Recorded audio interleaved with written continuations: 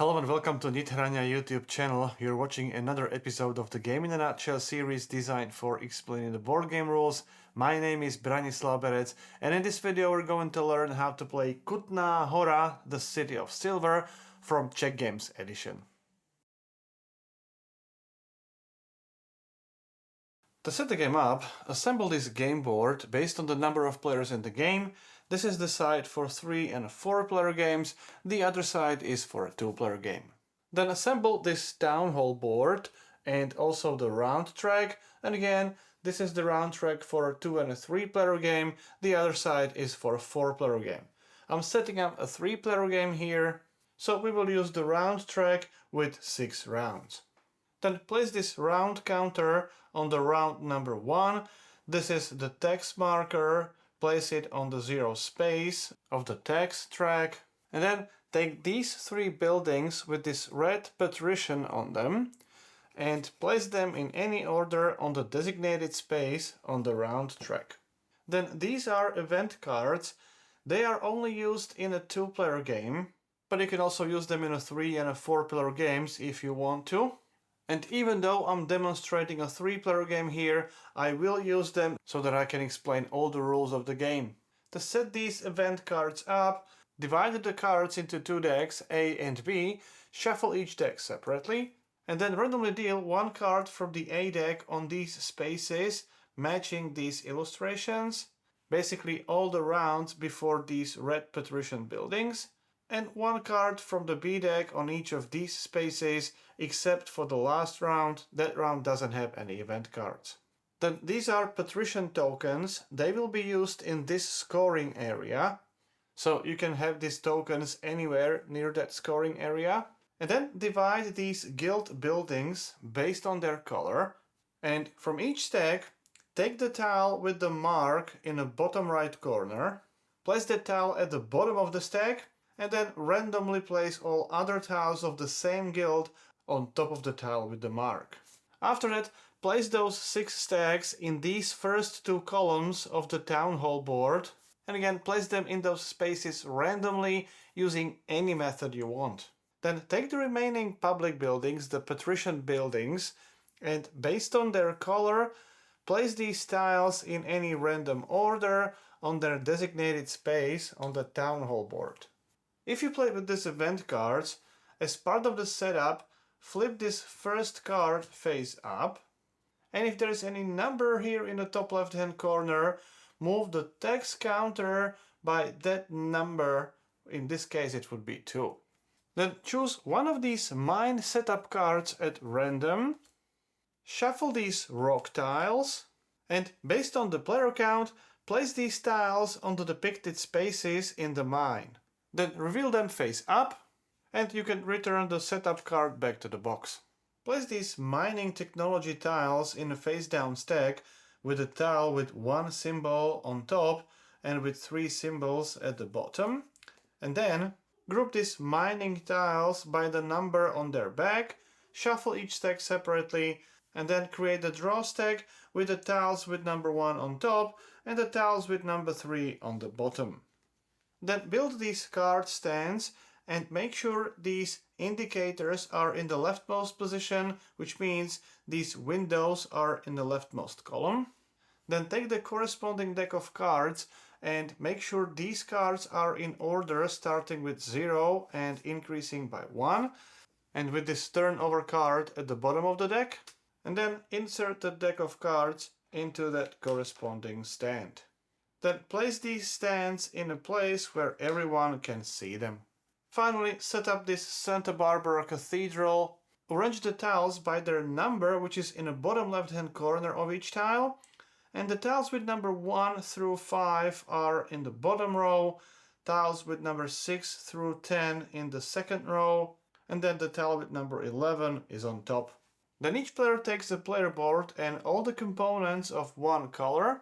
These are house tokens, plot markers, production markers. Keep 2 of these markers nearby. They will be used only in case some of these production tracks exceed number 10.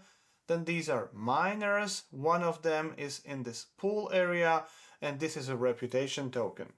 Furthermore, each player takes one set of cards of the corresponding color, and all players place their score counters on number 0 on the scoring track. Then the first player in the player order receives 40 coins. The currency in this game is groschen, but let me call them coins. And then each other player in the player order would receive one more coin, so the second player would receive 41, third player 42, and the fourth player 43. The first player also receives this first player token, and as the last step, players need to set up their guilds. Randomly choose one of these guild setup cards, and in the reverse player order, so starting with the last player and continuing to the first player, each player will choose one combination of these guilds. In a 2-player game you would only choose from these two, in a 3-player game from these 3 combinations, and in a 4-player game one of these 4 options. Each player must obviously choose a different combination. Let's say for this player this would be the combination of guilds, it's this one. And now again, in the player order, so starting with the first player and then continuing to the last player, each player places these 3 guilds in any order they want into this area. When all players are done, the setup is complete. Kutná Hora is the name of the city, which is located in the current Czech Republic, which became very rich and powerful in the 14th century because silver was discovered in the nearby hill. The hill is actually also called Kutná Hora because in a free translation it means a mining hill. Within 20 years, the Kutná Hora was producing 1/3 of the Europe's silver production. So in this game, players take role of wealthy families that help build the city, build the mines, and increase their power and influence. To help build that city, players will first need to acquire the rights to build buildings. Then they will have to reserve the area in the city for building those buildings, and then they can build them. And in addition, they will also increase the production of silver by building additional mines. And for the development of the city and also this mining capacities, players gain victory points, and the player with the most points will become the winner. The game is played in rounds, 6 rounds in a 2 and a 3-player game, and only 5 rounds in a 4-player game. Each round, players take turns, starting with the first player and continuing clockwise. And on your first turn of each round, play one card, choose one action from that card, and then execute that action. And right after that, play the second card, again choose one of the action, execute that action, and that's the end of your turn. The cards stay in front of you, and then it's the next player's turn. Then on your second turn, repeat the same, so you play 2 cards, each time you choose one action and perform that action, then you play the second card, perform the action, and then it's the end of your turn. And on your third turn, you only play one card, again choose one of the actions, perform that action, and then it's end of your turn. And once all players have taken 3 turns, the round will be over. There are 6 actions in the game. With the mine action, you will be able to build mines in this mining area, which increases your ore production and potentially scores victory points at the end of the game. With the rights action, you will choose one of these buildings, and thematically you will get a license to build that building. Then with the plot action, you will reserve one of these plots, one of these spaces in the city, where you can finally build that building using the build action. With the income action, you will gain income based on your production. With the Santa Barbara action, you will help build this cathedral and gain powerful effects. And with the Joker action, you can choose any of those 6 actions, but you will lose reputation. Then at the end of each round, you will have to pay taxes or you would lose reputation. Pick up all the cards you have played and put them back into your hand. And then in the final 3 rounds of the game, you will also score these patricians. They will be placed in this scoring area, and based on these conditions, players will score victory points. Then the game ends at the end of the final round, round 6 or round 5 in a 4-player game. And in addition to the victory points you score over the course of the game, you will score the large number of victory points from building these buildings based on these symbols in the top left-hand corner. You will build those buildings in the city, and for each of your buildings you check all the buildings in the orthogonally adjacent spaces and count how many of those symbols in those adjacent spaces match. Then you will score this mining area. Each row will be scored separately, and you will receive victory points based on number of the stars in each row and based on the player who has the most stars on the mine tiles built there. Then you will also gain victory point for your final income, so for how big your production is. And there are some few extra points. I will cover this at the end of the video, and then the player with the most points is the winner. Now I'm going to explain all those 6 actions in more detail. Before explaining the actions, there's one general principle which I need to explain first, and that's about buying and selling in this game. Anytime you need to buy something, for example, you need to buy this permit to get more miners into the pool, you don't spend those physical resources, you always spend money. Thematically, you are buying these resources from the general market in the Kutná hora city. In this case, one permit costs 4 coins. So you take the coins and return them back to the general supply. Similarly, for example, if you want to build this building, you would have to pay 3 wood. If the price of the wood is 2, for 3 wood you would have to pay 6 coins. On the other hand, if you want to sell something, let's say you have a production of beer at 3, you can sell 3 beers.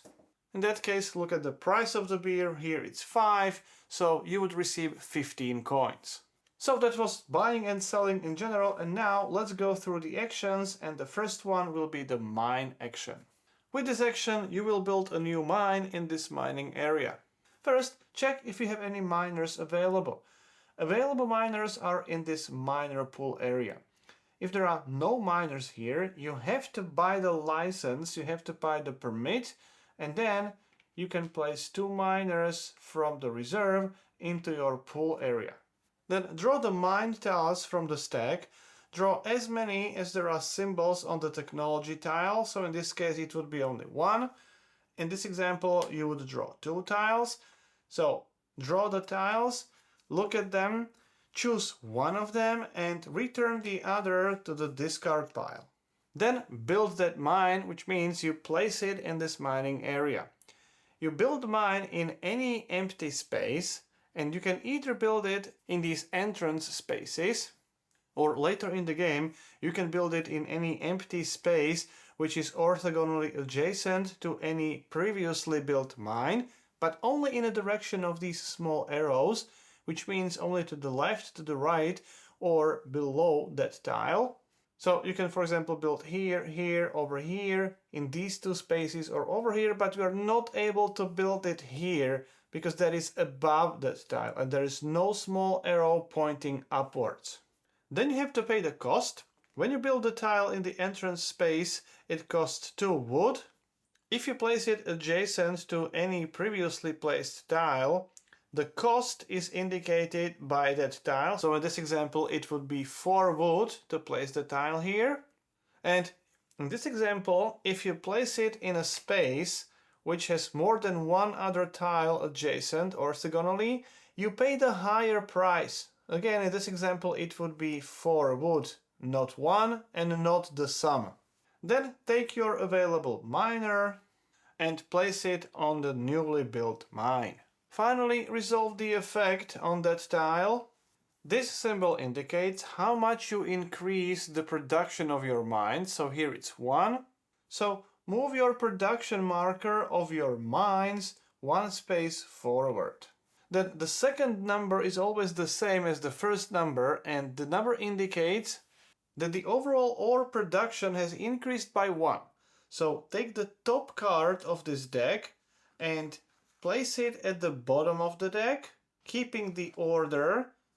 Now we have 1 ore production in the city. Then the orange number indicates how much the population increases in the city. Here it's 1, so again, increase the population deck by 1, take the top card, place it at the bottom of the deck, and as you can see, the prices may change. In addition to these 3 effects, you may also find this effect, which gives you 1 victory point immediately. The next action is the rights action. With this action, you are buying a license for the building you want to build. You buy the rights to build that building. However, you can only build buildings from your guilds, so in this case these 3 guilds, or a public building. So choose the topmost tile from the corresponding deck, and here we have 3 options, this one, this and this, or any of these 3 public buildings. Then pay the cost. If you take the tile from the first column, you have to pay 1 coin. If you take the tile from the second column, you have to buy 1 permit. If you take it from the third column, you would have to pay 2 permits. Then, after paying the cost, you can take that topmost tile and place it into one of these 3 slots on your player board. If all these 3 slots would be occupied, you would not be able to take this rights action. Then take the corresponding stack and move it to the back of the row and slide the remaining stacks to the left. Once you have the rights for the building, you can still not build it yet. You have to reserve the space in the city where you want to place that building. And for that, you need to play the plot action. If there is no building in the city yet, you can choose any space, take the leftmost plot marker from your player board, place it in the chosen space, and you have to pay 5 coins for that. If there are already some buildings built in the city, then you can reserve any empty space orthogonally adjacent to that building, and the cost to reserve that space is indicated on that building, so here it would be 3 coins. Reserving this space would cost you 8 coins, and if you reserve a space which is orthogonally adjacent to more than 1 building, then again pay the higher cost. In this example it will be 8 coins, not 4. In a special case, when all the legal spaces are already reserved, then again you may choose any space in the city and pay 5 coins. When you take the plot marker, you always take the leftmost marker, and keep in mind that when you reserve the second or even the third plot and you don't build anything on those plots, your taxes will increase at the end of the round. Then with the building action, you may finally build that building. Choose one of the plots, one of your reserved areas in the cities, take the marker back and place it in the rightmost empty space on your player board. Then take the building you want to build. You will place it in that reserved area, but first you have to pay the cost, so here you would have to pay 7 woods. And after that, resolve these effects on the new building. Usually with these guild buildings, you will increase the production of the corresponding commodity. So here your beer production is increased by 2. And you will also move this commodity indicator. When you move the indicator, move it to the next position, and that may change the price of that commodity. Then there could be other effects on the tile. I will explain all those effects in just a minute. Then after resolving the effects, flip the tile and place the house on that tile. Place the house from the corresponding guild, and you always take the leftmost house. That indicates that this is your building. Then you can also immediately resolve the corresponding effect. Again, I'll explain those effects in a minute. If you build a public building, which are these buildings, after resolving the effects, flip the tile, but don't place your house on it, because these buildings don't belong to anyone. That's why they're called public. Now let me explain all those effects you can find on these tiles. We already know these 3 symbols. With this one, you may take the top mining technology tile and place it as a free mine in the mining area, which means you don't pay any wood for it. And you also take the miner for free, which means you take the rightmost miner from this waiting area and place it on the tile.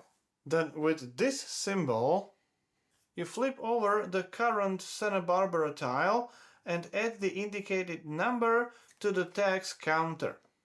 So here it would be 1. Do not resolve any effects from the flipped tile. Then with this symbol, again, you increase the tax by the indicated number. With this one, you increase your reputation by the indicated number. Here it's 3. So you take your reputation token and move it that number of spaces to the right. With this symbol, you may gain 1 pelican token. And when you do, place it somewhere in your player area with the purple side up. Then with this patrician symbol, take the corresponding patrician token from the bank, so from beside the town hall board, and place it in this pool. And finally, with this symbol, remove 1 house from your player board. It must be the leftmost house from any row. And when you do, you ignore the effect. And talking about these house effects, let's start with the top row. This symbol means that you can take any topmost public building tile without paying the cost. Then this is the symbol for immediate victory point. So when you activate this building, you take the public building for free and you also score 3 victory points. With the last one, you always score victory points. When you activate these effects, you gain pelican token and victory points. With these effects, you increase your reputation. Then the next action is the income action, which is the only way how to gain money. And with this action, you simply sell your entire production. Here you would sell 5 beers. Here you would sell 3 silver. And this track, together with this one, produces coal, which means you would have 1 plus 4, 5 coals. And that will be sold for the current price. Then after you receive the money, as this symbol indicates, you may spend 10 money, 10 coins, and you can only do this once, and move one of the patricians in this pool to the corresponding council or corresponding scoring space. With this Santa Barbara action, you help build the cathedral and gain powerful effects. For that, you need to use one of your unused pelican tokens, flip it to the gray side, but keep it, then resolve the effect of the current tile, ignore the text number, and then flip the tile face down. You can find the explanation of all those symbols on your reference card. But in a nutshell, with these green symbols you may gain or lose reputation. Then with these symbols you can perform the corresponding action for free. This is the rights action, plot action, and the building action. Here you also score a victory point. With this one you remove 1 leftmost house on your player board and increase the corresponding production by 2 spaces. With this action you perform the income action twice in a row. With this symbol you may take one of those patrician tokens from the bank, so from beside the player board, directly to the scoring area. Then with next symbol you score reputation based on number of public buildings which are adjacent to your guild buildings. Now this one is again a mine action for free and you can perform it twice.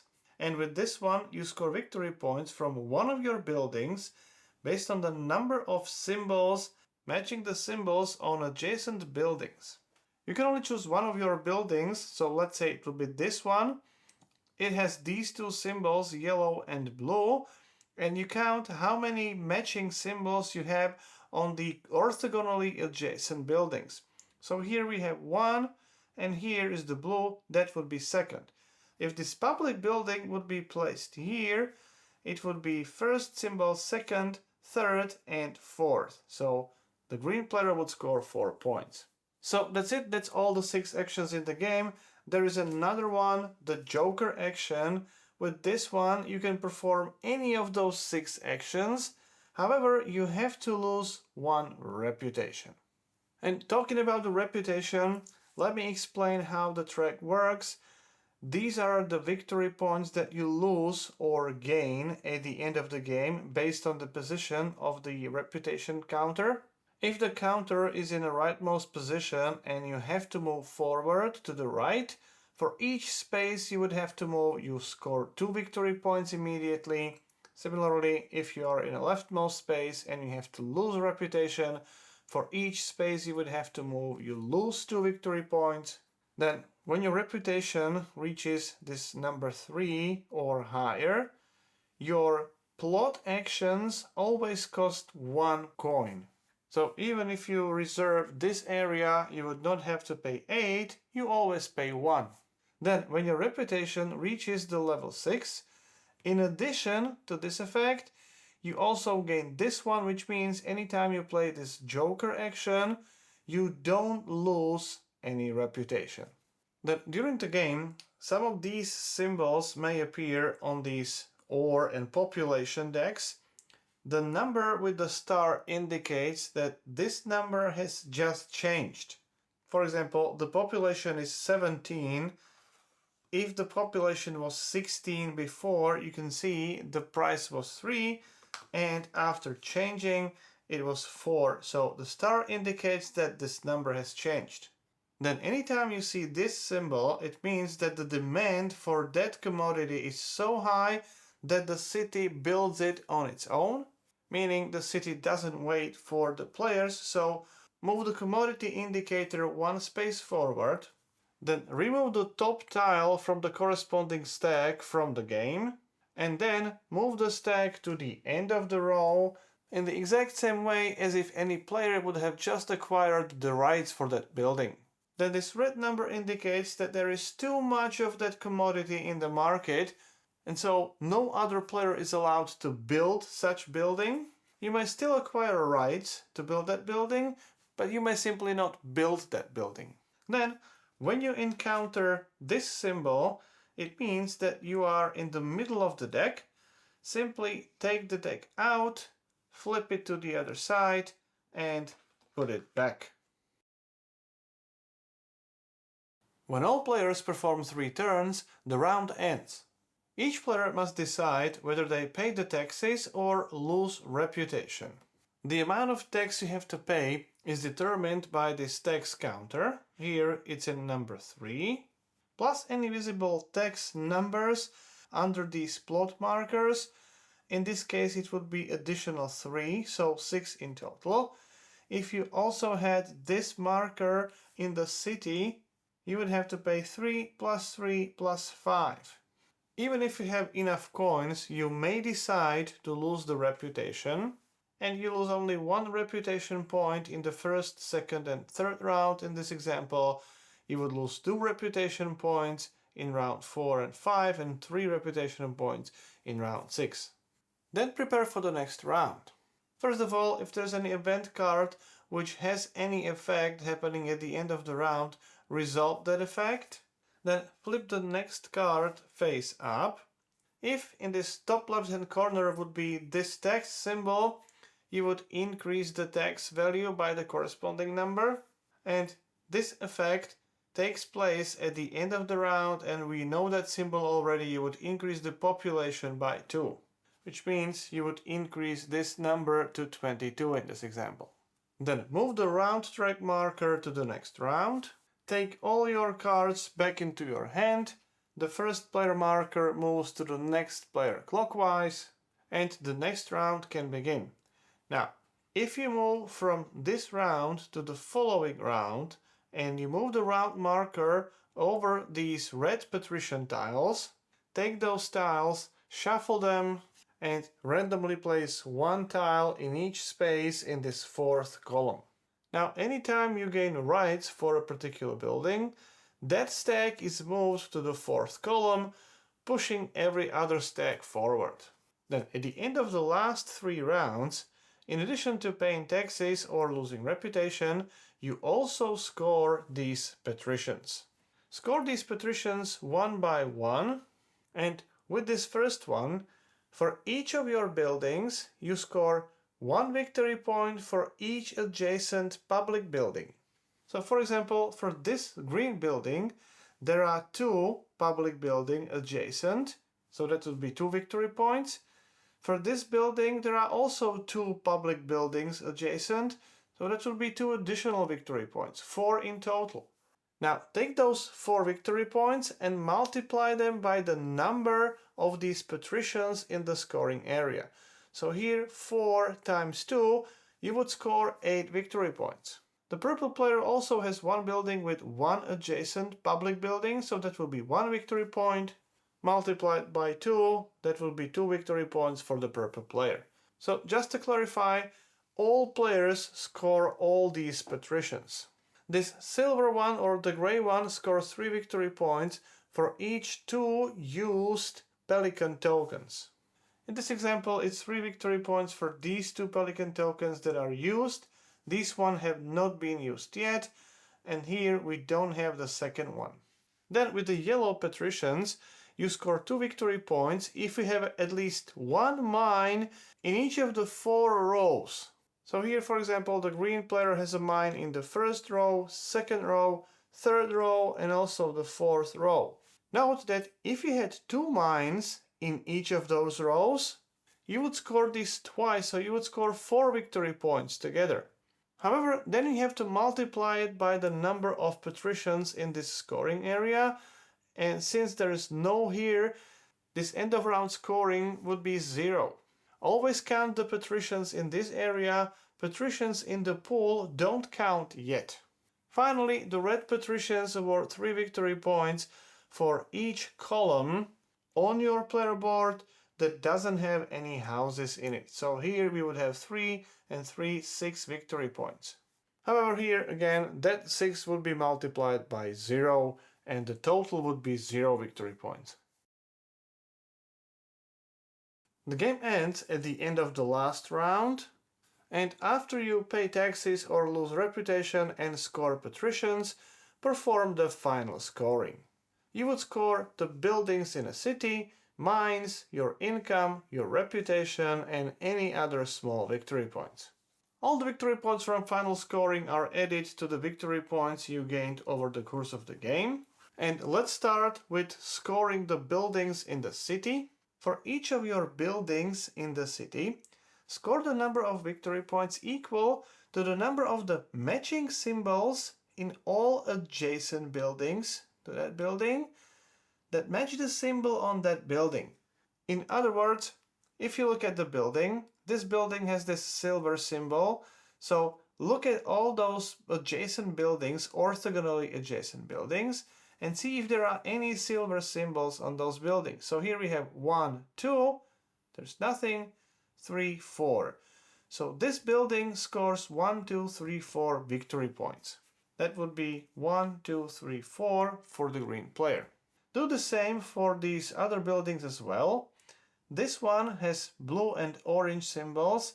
There is no orange symbol in these adjacent buildings. There's only one blue, so that will be 1 victory point.